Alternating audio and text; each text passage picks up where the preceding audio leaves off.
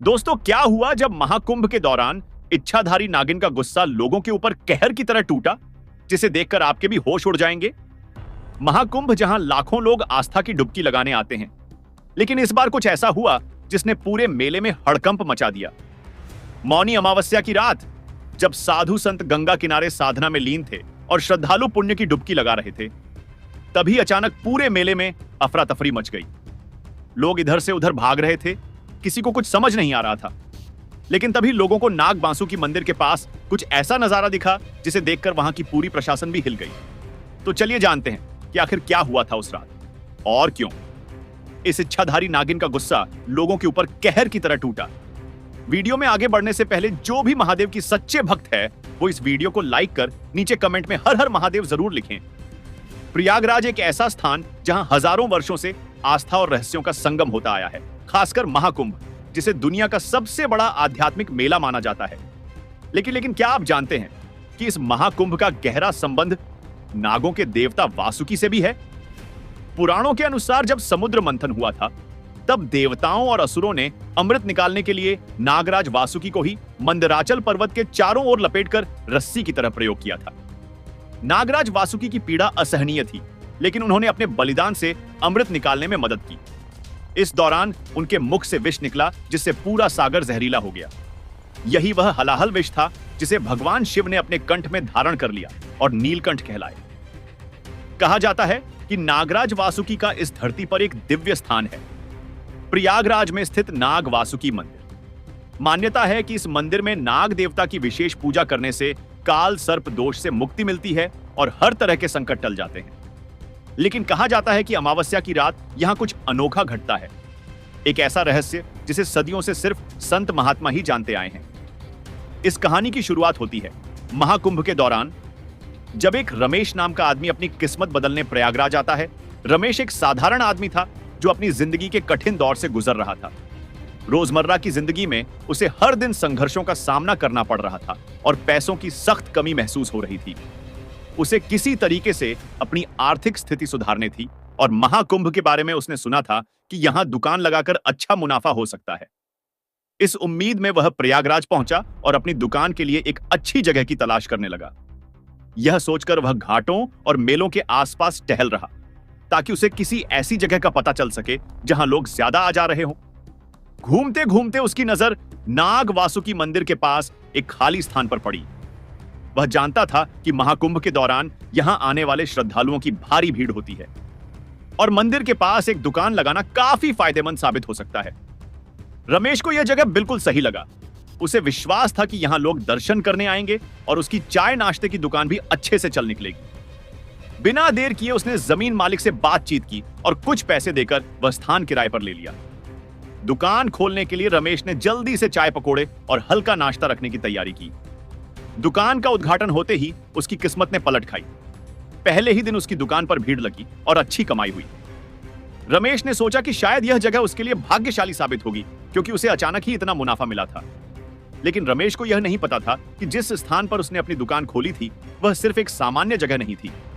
वह जगह एक रहस्यमय स्थान थी, जहां हर अमावस्या की रात इच्छाधारी नाग और नागिन का मिलन होता था। यह स्थान एक चमत्कारी शक्ति से जुड़ा था, जिसका ज्ञान केवल कुछ पुराने लोग और साधु संतों को था। हालांकि फिर 29 जनवरी को वह दिन भी आया जब मौनी अमावस्या का संयोग बना। अब यहां पर इच्छाधारी नाग और नागिन के मिलन का समय हो चुका था। रात गहरी होने लगी और धीरे धीरे मेला शांत हो रहा था। तभी जब रमेश अपनी दुकान समेटने की तैयारी कर रहा था, उसके दुकान के अंदर एक सांप घुस आया। लेकिन यह कोई साधारण सांप नहीं था। उसके सिर पर एक अजीब सी चमक थी। रमेश ने गौर से देखा तो समझ आया कि यह नाग मणिधारी था। एक पल के लिए उसके मन में लालच आ गया। उसने सुना था कि नाग मणि बहुत चमत्कारी होती है और इसे पाने वाला इंसान रातों रात अमीर बन जाता है। रमेश ने बिना सोचे समझे दुकान में पड़ी लाठी उठाई और सांप पर जोरदार वार कर दिया। नाग तड़प उठा, लेकिन उसके सिर पर मणि अब भी चमक रही थी। रमेश ने कोई मौका ना छोड़ते हुए उसे फिर मारा और अंततः वह इच्छाधारी नाग वहीं मर गया। रमेश ने जल्दी से उसके सिर से मणि निकाल ली और बिना किसी को कुछ बताए अपनी दुकान बंद कर दी। अब उसके दिमाग में सिर्फ एक ही ख्याल था, जितनी जल्दी हो सके वह यह जगह छोड़कर अपने गांव चला जाए। अपने अगली सुबह वह मणि लेकर अपने गांव पहुंच गया। कहते हैं कि नागमणि जिसके पास होती है उसकी किस्मत बदल जाती है, और यही हुआ रमेश के साथ। अचानक उसकी जिंदगी ही बदल गई। पैसे की कोई कमी नहीं रही, उसका व्यापार दिन बधिरा चला गया और वह देखते ही देखते अमीर हो गया। लेकिन वह इस बात से अनजान था कि जिस रात उसने नाग को मारा, उसकी नागिन वापस वहां आई थी। जब नागिन वहां पहुंची और उसने देखा कि उसका साथी मारा जा चुका है, तो उसकी आंखें क्रोध से लाल हो गई। उसने चारों ओर देखा, लेकिन हत्यारा वहां नहीं था। लेकिन इच्छाधारी नागिन सिर्फ आंखों से नहीं देखती, वह अपने साथी की आंखों में उतरी। आखिरी छवि को पढ़ सकती थी और उसने साफ देखा एक आदमी जिसने लाठी से वार किया, जिसकी आंखों में लालच था और जिसका नाम था रमेश। लेकिन अब सवाल यह था, रमेश कहां गया? नागिन अपने प्रकोप को रोक नहीं पा रही थी, लेकिन उसे नहीं पता था कि वह शख्स कहां मिलेगा। वह नाग वासुकी मंदिर के पास जाकर बैठ गई और नाग देवता वासुकी से प्रार्थना करने लगी कि उसे अपने साथी की मौत का बदला लेने का अवसर मिले। कुछ समय बीता। रमेश अब अपनी नई जिंदगी में मस्त था, लेकिन फिर अचानक उसे एक फोन आया। महाकुंभ मेले की उसी जमीन के मालिक का फोन। उसने रमेश से पूछा, भाई तुम दुकान नहीं खोल रहे हो और ना ही किराए के पैसे भेज रहे हो। इस पर रमेश ने हंसते हुए कहा, अब मुझे उस दुकान की कोई जरूरत नहीं, तुम उसे किसी और को दे सकते हो। लेकिन जमीन मालिक ने रमेश को याद दिलाया कि अगर उसे दुकान छोड़नी है तो उसे खुद वहां आकर एग्रीमेंट पर साइन करना पड़ेगा। पहले तो रमेश टाल मटोल करने लगा, लेकिन जब जमीन मालिक ने कहा कि बिना साइन किए दुकान किसी और को नहीं दी जा सकती, तो रमेश को मजबूरी में प्रयागराज वापस जाना पड़ा। जैसे ही रमेश उस जगह पहुंचा, नागिन की नजर उस पर पड़ी। वह तुरंत समझ गई कि यही वह इंसान है जिसने उसके साथी को मारा था। अब वह अपने बदले का इंतजार नहीं कर सकती थी। उसने अपने भीतर की सारी शक्ति इकट्ठा की और सही समय का इंतजार करने लगी। रात हुई। रमेश ने अपने पुराने दुकान वाले स्थान को एक बार देखा और जमीन मालिक से मिलने गया। वहां का सारा माहौल उसे थोड़ा अजीब लग रहा था, लेकिन उसने ज्यादा ध्यान नहीं दिया। जैसे ही वह अकेला हुआ, नागिन ने मौका देख लिया। अचानक रमेश को अपने पैरों के पास कुछ सरसराहट महसूस हुई। उसने नीचे देखा, एक काला विशाल नाग फन फैलाए उसके सामने था। रमेश की चीख निकल गई, लेकिन इससे पहले कि वह कुछ कर पाता, नागिन ने अपने चारों ओर कुंडली मार ली।